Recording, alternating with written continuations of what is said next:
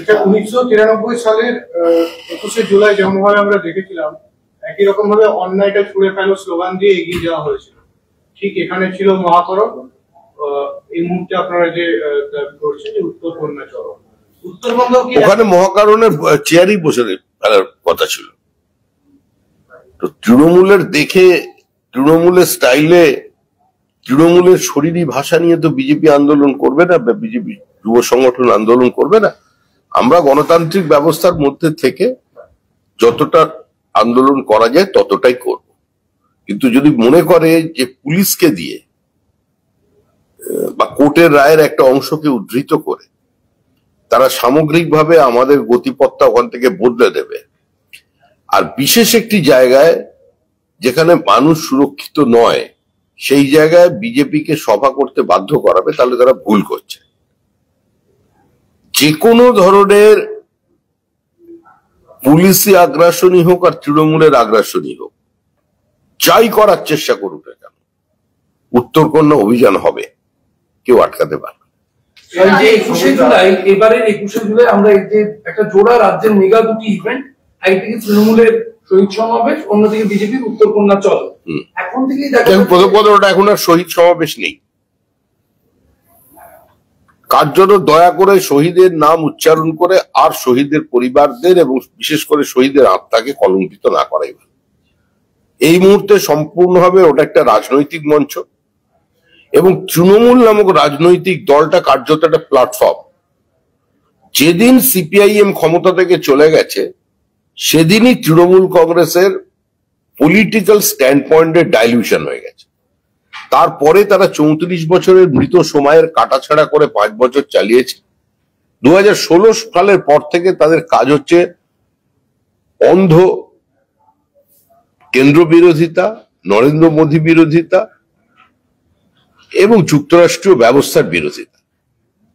সুতরাং দুটো প্রোগ্রামের আঙ্গিক ভিন্ন করছেন। প্রান্তিক জেলা থেকে যেটা আমি প্রশ্ন করতে গেছিলাম যে উত্তরবঙ্গের বিভিন্ন প্রান্তিক জেলার তৃণমূল সমর্থকদের আজকে থেকেই শহর কলকাতায় নিয়ে এসে রাখা হচ্ছে এবং একটা আপনাদের যখন পারমিশন দেওয়া হয়নি পুলিশের তরফ থেকে, সেখানে একটা বড় করে শব্দ লেখা ছিল 21শে জুলাই কলকাতায় একটি কর্মসূচি থাকার জন্য যেহেতু কর্মী সমর্থকরা যাতায়াত করবে আপনাদের এনওসি দেওয়া যাচ্ছে না। এই যে তৃণমূল কর্মীদের আজকেই কলকাতায় নিয়ে আসা, বিভিন্ন কলকাতার তৃণমূল নেতারা ঘুরে ঘুরে আতিথেয়তা করছেন, এটা কি আজকে থেকে সোমবার, আজকের দিনটা 21শে জুলাইয়ের দিনটা তৃণমূল কার্যত এখন একটা আনন্দ উৎসব হিসেবে পালন করে থাকে এবং সব নেতাই নিজেদের মধ্যে প্রতিযোগিতা করেন কে কত ভালো আতিথেয়তা করতে পারছে, কে কোন এলাকাটাকে সম্পূর্ণভাবে পরের দিন সকালবেলা ওই মানুষগুলোকে দিয়ে বন্ধ করে দিতে পারবে। এটা একটা প্রতিযোগিতার বিষয়, এটা ওদের দলের আভ্যন্তরীণ প্রতিযোগিতা। আর এই মুহূর্তে তৃণমূল কংগ্রেসের 21শে জুলাই নিয়ে রাজ্যের সাধারণ মানুষের কোনো উৎসাহ নেই। 14 বছর পর রাম রাবণ বধ করে ফিরে এসেছিল, আর 14 বছরে পশ্চিমবঙ্গের মানুষ কার্যত যে অত্যাচার দেখেছে তাতে তাদের অভিজ্ঞতাটা যা হয়ে গেছে, আর তারা এবার করে দেবে মানে যেটা করার।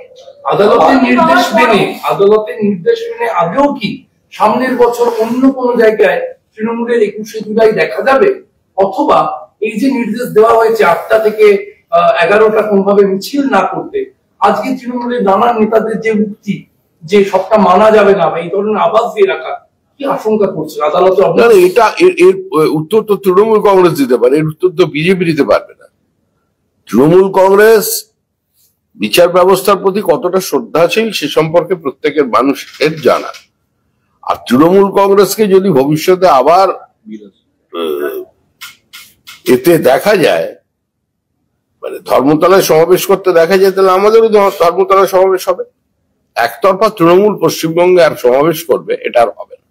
অনুমতি পাওয়ার পরে দেখা যাচ্ছে সোনামাটিতে আজকের সভাস্থল বাঁধার জন্য কিংবা আপনাদের যে দলীয় পতাকা রয়েছে পতাকা বাঁধতে তৃণমূলের বেশ কিছু গোষ্ঠী তারা বাধা দিচ্ছে, সভাস্থল পরিবর্তন করার কথা ভাবছে।